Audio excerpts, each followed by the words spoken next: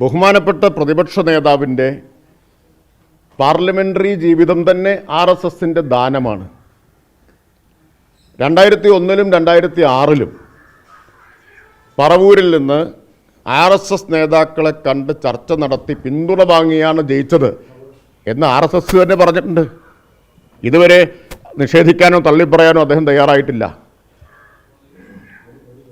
അതുകൊണ്ടാണ് ഞാൻ പറഞ്ഞത്, ഇമാതിരി പ്രസ്താവന കേട്ടിട്ട് ചിരിച്ചു പോയെന്ന് അദ്ദേഹത്തോട് പറയണം. ഗോൾവാൾക്കർ എന്ന് പറഞ്ഞാൽ RSSൻ്റെ താത്വിക ആചാര്യനാണ്.